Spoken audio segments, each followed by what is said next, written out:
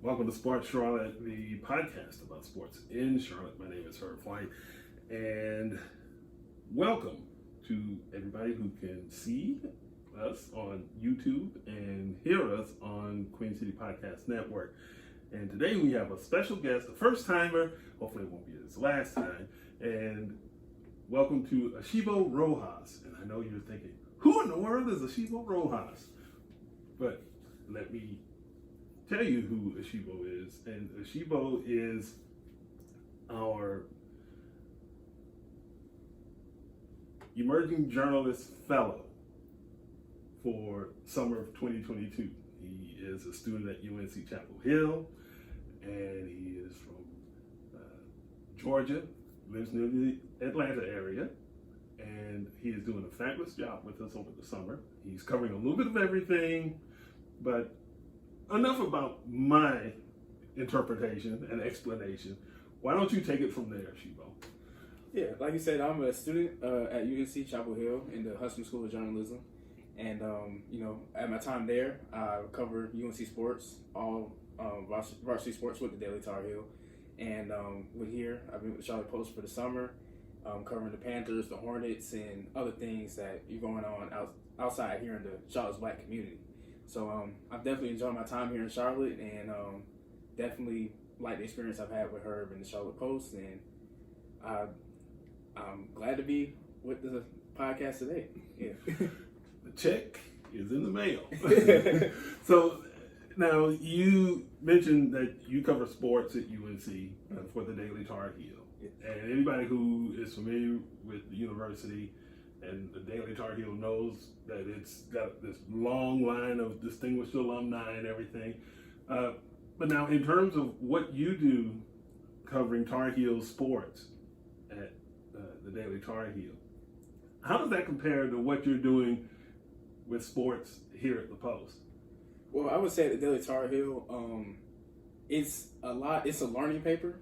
So there's a lot of us, a lot of young journalists that, either don't have any experience at all. Like me, my first time, applying, I had no previous journalism experience. Or some that, have journalism experience and, are helping us in the editor positions or senior writer positions.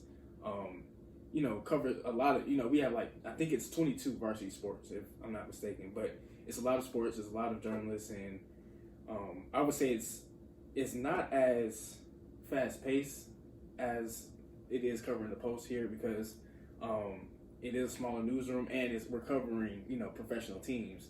With professional teams, anything happens any day. Covering college, especially a very prestigious athletic school as a UNC, it's definitely a great experience. Just because you get to meet so many cool people, you get to do so many cool things. Talking to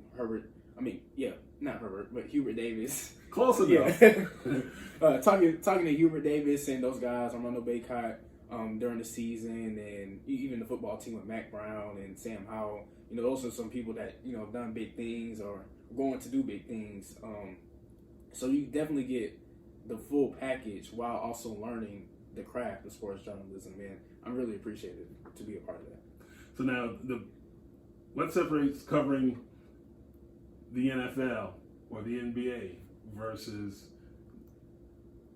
an FBS program like North Carolina, which has, obviously the basketball pedigree going along with it? I mean, are you finding, and I guess the thing that is always asked of former collegiate athletes when they make the leap to the NFL or the NBA, what's the biggest difference between college ball and pro ball? Okay, so as a journalist, what's the biggest difference between college ball and pro ball? I would say just the magnitude and I kind of like figurative term, like the lights of it.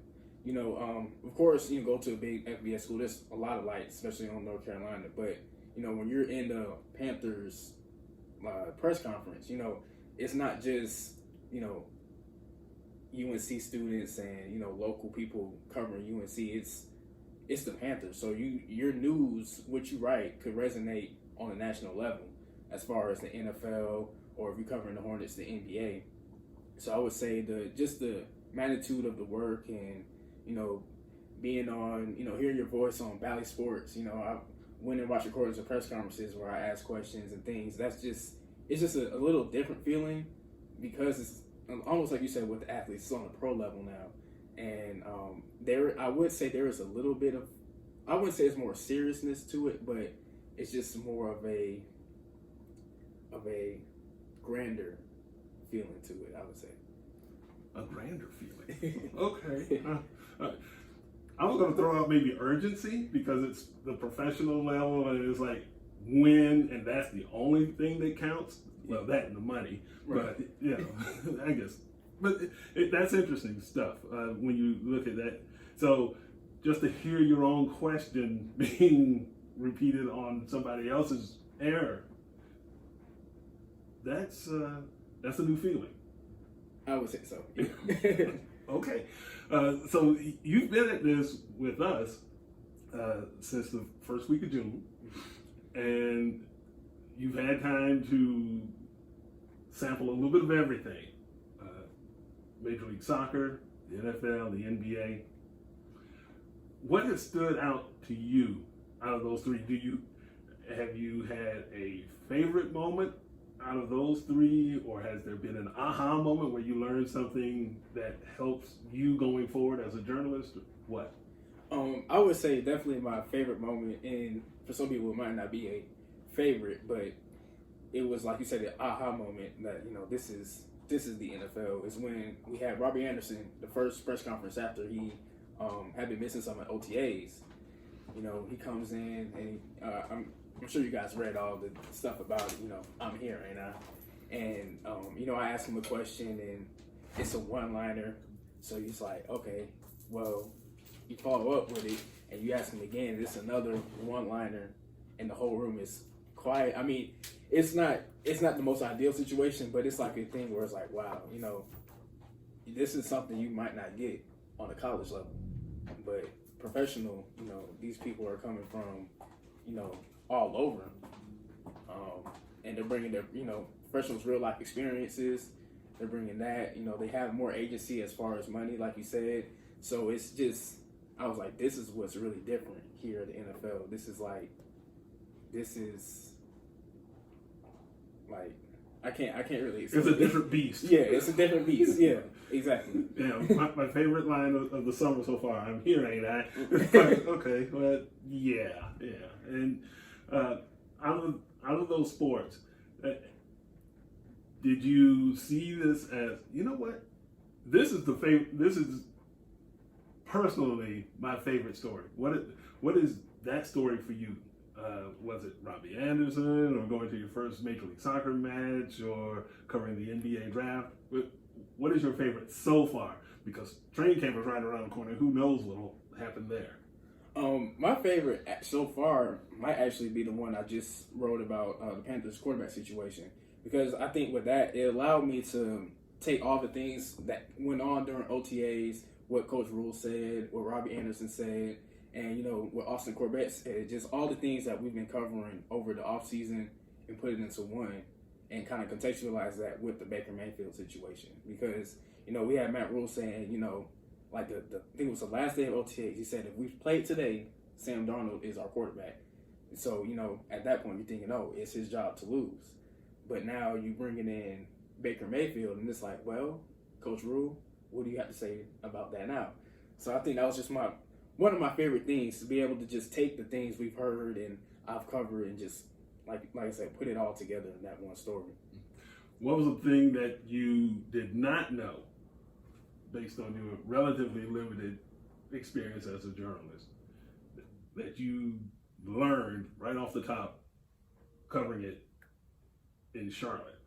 Whether it was, this is the pros now, this is something different, or what was it that really opened your eyes and you said, well, dang, I'm not in Chapel Hill anymore? I would say, that's a good question. Something I didn't know and what made it seem like you said, like I'm not in Chapel Hill anymore. I think definitely in the press conference room. When I first came, it was kind of a grab for all. I'm in Chapel Hill. I'm used to we've been doing a lot of our press conferences over Zoom. So if somebody raised their hand, the moderator is going to call on us. And I think that's also with COVID too. I just haven't been able to be in a full in-person press conference until like this summer. So that's just something, I learned, like, hey, if you want to know something, ask it. So that's something I've definitely been getting better at, with this experience.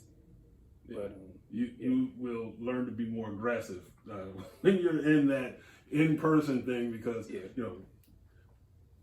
long story short, these folks don't care. They're going to just throw a head up and they're not looking to be nice to anybody. It's like, I've got this question and, well, yeah, that's a totally different thing too. Now you mentioned the Panthers and Baker Mayfield, and so you've been covering that this week. Your overall impressions of that deal, whether it'll work or who will it work best for or anything like that. Your overall impressions of it. Well, I definitely do agree that the Panthers did get what they want as far as what they've been saying this offseason. They wanted to bring in a veteran quarterback, create some competition, and it came with little to no cost. They didn't take a big hit on the finances. They only gave up a 5th-round draft pick. So I'd say on, the financing and as far as the deal itself, it works for the Panthers. But, of course, the biggest question is this a good move for the team, winning-wise? And I think Baker Mayfield, he's shown flashes of what he could be, especially that 2020 season. He had that playoff run, and he has a playoff win from that 2020 season, that run in the AFC playoffs.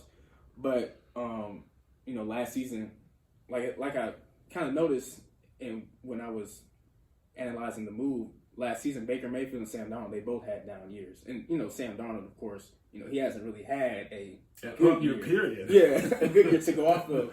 But as far as you compare 2020 Baker Mayfield to 2021, it was like two totally different players.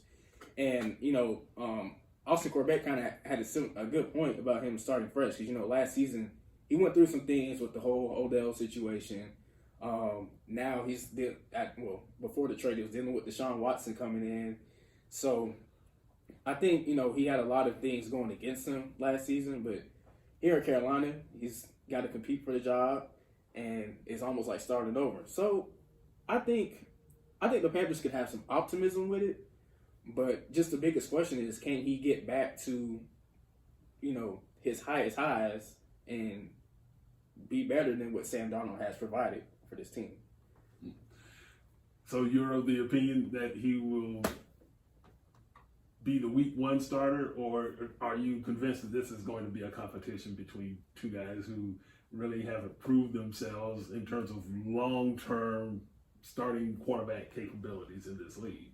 Oh yeah, it would definitely be a competition. If I were to predict who would be week one starter, I would predict Baker Mayfield. But just like I kind of said, Matt Rule and this Panthers organization has been very unpredictable this offseason. So you never know. Now Sam Darnold has been here, for a year. He was here with Robbie Anderson at the Jets, and that's a whole nother thing about Robbie Anderson and his opinions on Baker Mayfield.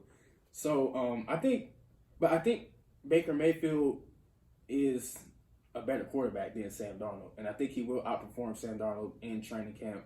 Everybody's learning Ben McAdoo's system, so it's not like he's too far behind. So I think that's a fair chance of winning that starting role, especially for week one when he plays his former team. I think he'll be there at the quarterback position. Understanding that you had limited exposure to the Panthers as an organization, players, coaches, whatever. Is this a team now that has a legitimate chance at making a run for the playoffs, considering that they play in the NFC South, which outside of Tampa Bay is, charitably speaking, going to struggle? It's a crapshoot. Yeah. I don't see a playoff run. Now, do I see? I see more than 5 wins though. I do think they will have a better season than last year, definitely. But I don't see more than 9 wins and then a playoff run. I know we got the extra wild card in the NFL playoffs now. But I think there's too many other good teams in the NFC and other divisions that the NFC South will be represented by one team this year, and it's going to be Tampa Bay. But I think the Panthers organization, the Panthers fans shouldn't take that as a downer. As long you're coming from rock bottom, I feel like 5-12, quarterback that just struggled all year. I think anything better than that is a good start, good sign of progress, and hopefully this whole Baker Mayfield thing works out for him. And when you talk about Baker Mayfield coming to Carolina, the one thing that I've seen with all of this is, at least for a day or maybe 2 days in the news cycle, the Panthers are relevant nationally. Now, once this all blows over, nationally, everybody will just go back to sleep on Carolina, and probably the right thing to do then. But in terms of your experience and what you're learning to do here, obviously we're not national media. What do you think is the thing that you have to be able to keep in mind and keep focused on when you are covering a team locally as opposed to nationally? I think locally, and I see this on Twitter with a lot of the other local reporters for the Panthers, it's just, I think hearing the fans is so important because they're the ones tuning in to us and the local news. So if you hear them, hear their concerns, and address them, engage with them, I think that's a big part because, nationally, a lot of national outlets, I feel like, don't know what's going on as far as what people think about the Panthers. We know what people think about the Panthers, what they think about the players. And so just addressing that, I think, is more important than just saying, oh, this deal happened, here's the finances, here's, are the Panthers going to be better or worse? I mean, there's so many other parts to that in each situation with just the Panthers. Like, we also know, there's been some issues at the receiver position. Offensive line has been an issue. Major issue. Yeah, so I think just being in the Panther circle, being able to cover the Panthers on a closer level and just being just hearing the fans is very important in covering a team locally as opposed to nationally. Okay, let's shift gears because we don't want the Panthers to suck up all of our podcasts room here. Is the Hornets? Mm-hmm. Okay, they've had their share of drama in the offseason as well. New head coach who is the same as a former head coach, and talk a little bit about the experience of covering that as well as the draft.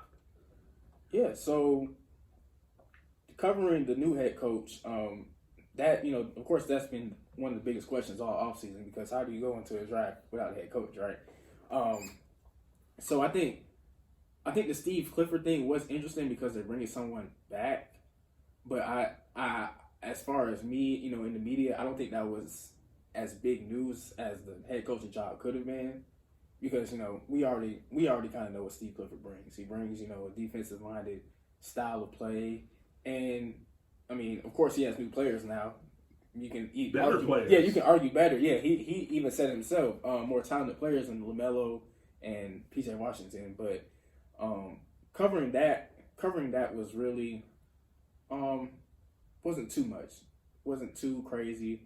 I think the draft was interesting, especially because we didn't know what they were going to do with that 13th pick, and trading it definitely caused a little buzz for a while. We did know they were going to draft Mark Williams. I think anybody could have seen that.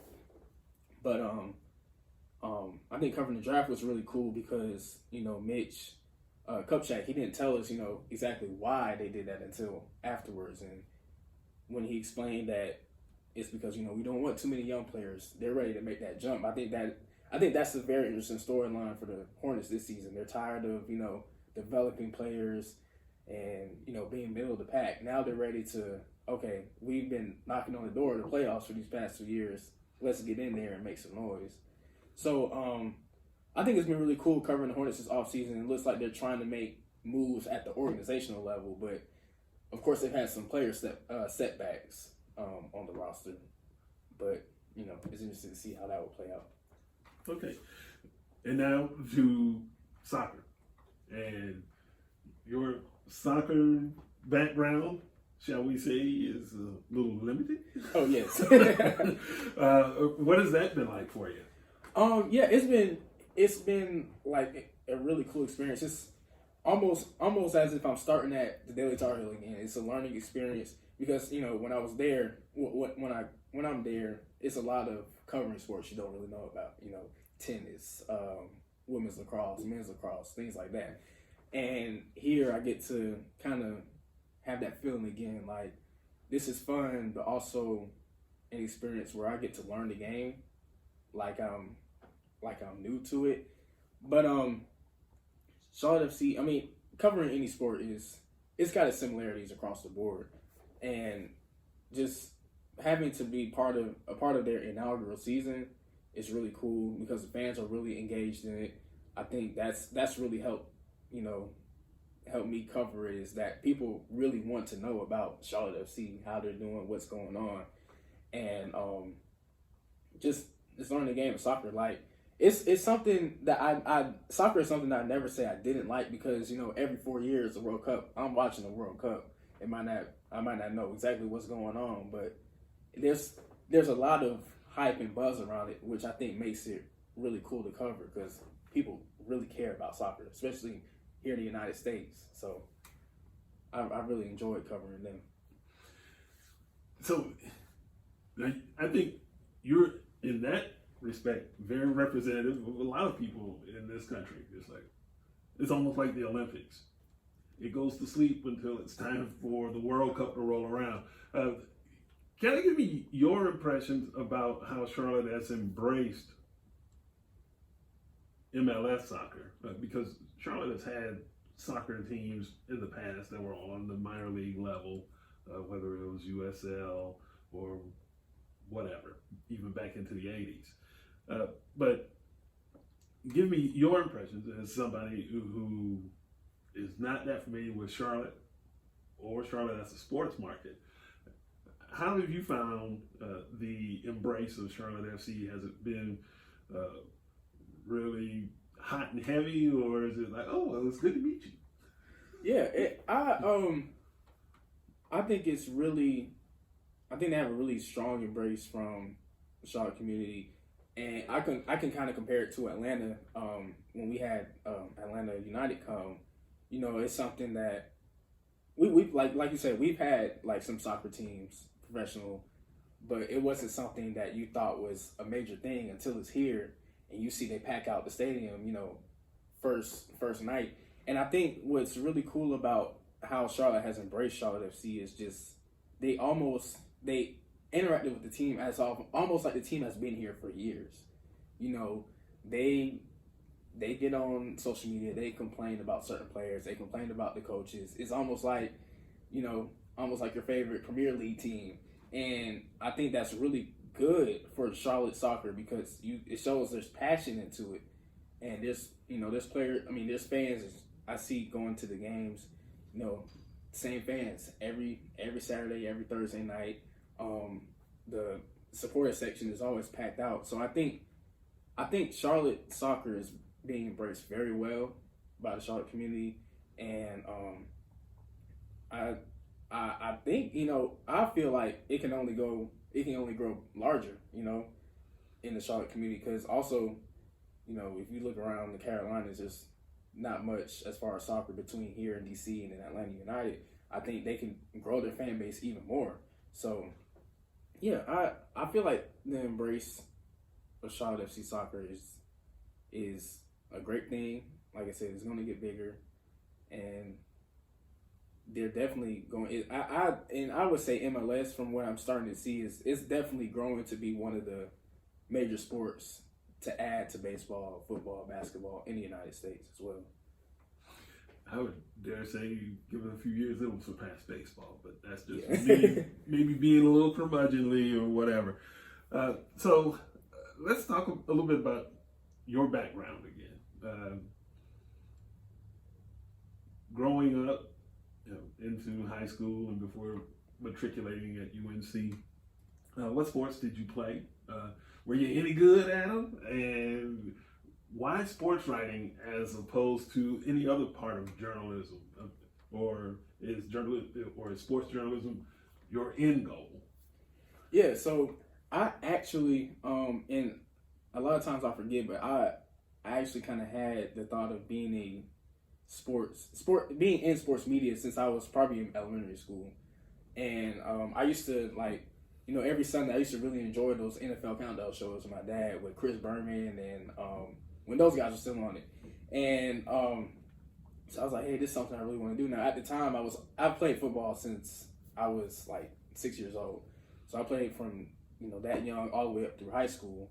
And in high school, I was pretty good at it. I played in Georgia 7A in Gwinnett County, so one of the toughest areas of high school football in the country. And I did have some offers coming out of high school to some D3 schools here in North Carolina and Ohio, Arkansas, and Tennessee. But I think I wanted to go the route where I was like,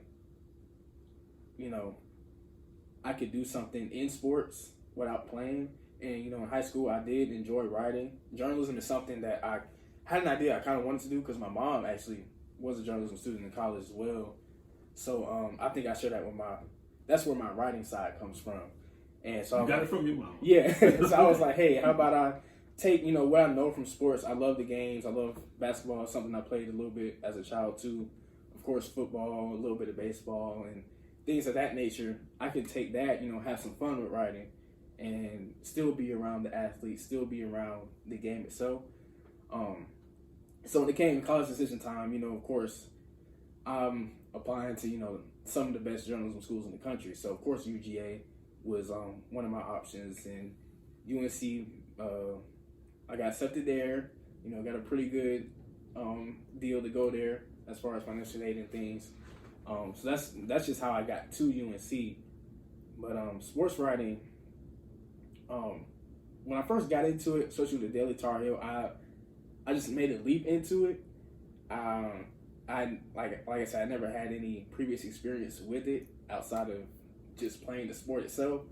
But once I got in the Daily Tar Heel and I seen how it works, and it's very social. You gotta talk to people. You talk to these athletes. You talk to the coaches. I really enjoyed doing that, and I was like, hey, I can do this as a career. This is something I really want to do. Mm-hmm. So is that?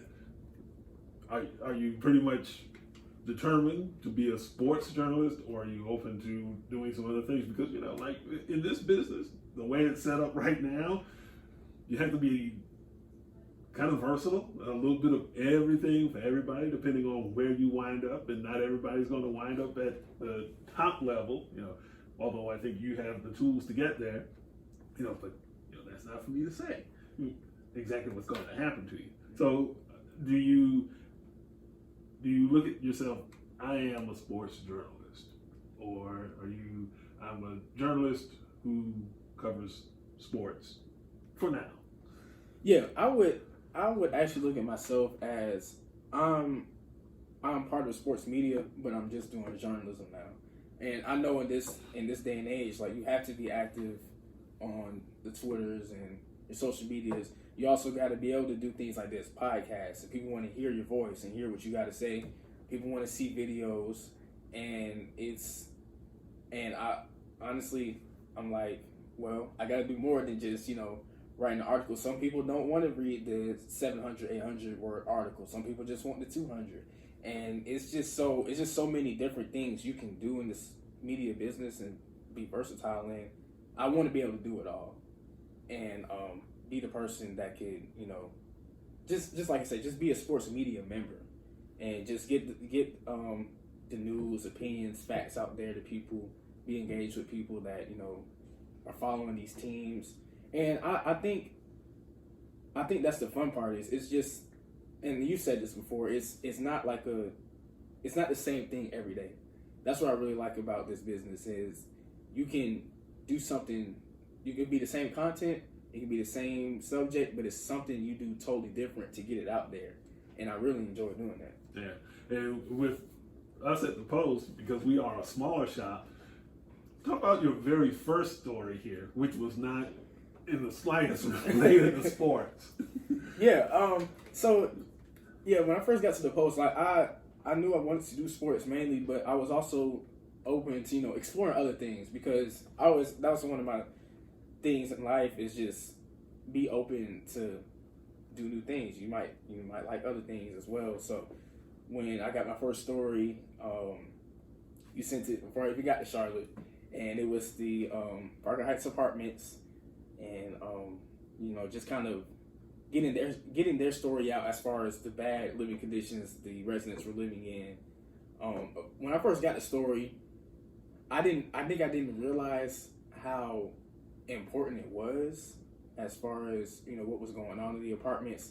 So I drove up to Charlotte. I think I moved into my room. An hour later, I'm interviewing my first person, and so when she was telling me the things that were going on, and I was like, wow, I have a lot on my hands already. I think that's when I would say that's when I knew, like, okay, this is real world journalism. This is, what I asked for is something different a little bit. And so I just had to be prepared, to interview other people and, talk to people going through real world issues as far as the residents and what they were living through. I definitely think that was a good experience. It was a good learning experience. Me and you talked about the story. We kind of went back and forth on it as far as, what the story should look like, and also the video part. I think that was really cool, being able to put together like a news package almost, just experimenting with that. So I like that experience as far as getting to touch into different part of journalism, like investigative or news breaking journalism. That was really cool. And it was intentional. That's why we brought you in, because I think that, like I said, I think you have all kinds of potential, and I wanted to make sure that you got exposed to a little bit of everything, because I think that ultimately, the way, from my experience, the best type of journalist, period, can be found in sports journalism, because these are men and women who are engaged in real world issues in sports, and they are extremely versatile. Most of them are immersed in business, because you talk about contracts, but unfortunately sometimes criminal justice, and the feature writing part of it speaks for itself. And I'm not necessarily convinced that you can take somebody who does hard news and spin them off and ask the same of them. So I think that by and large, sports journalists are the most versatile and imaginative people out there. And when they are immersed in some of that real world experience and they get exposed to stuff that's not necessarily all about the stick and the ball, it just improves their worldview, and it helps inform their journalism. So, but I think you are doing a fabulous job, and that's not me just buttering you up for the next thing. But I appreciate the work that you've put in, and I appreciate you sitting in for this episode of Sports Charlotte. And for any of you want to be journalists out there, feel free to give me a call at the office, 980-500-8754, if you want to ask about our emerging journalist program. If you want to give that a try, or you can send me an email at herb.l.white@thecharlottepost.com. We are more than willing to take on folks. Asheebo won't be here forever, unfortunately, because he has to go back to Chapel Hill. Then, we are more than happy to discuss that with the next batch of potential emerging journalist fellows. And for everybody here at Sports Charlotte, we invite you to go to our website, www.thecharlottepost.com. You can look us up on all the usual suspects on social media, Facebook, Twitter, Instagram, TikTok even. We're still working that out. We still have the TikTok stuff going. And YouTube, where you can also find this episode in a video version. So for everybody at the office and with the Charlotte Post, Asheebo, my man, I'm Herb White. Thanks for listening.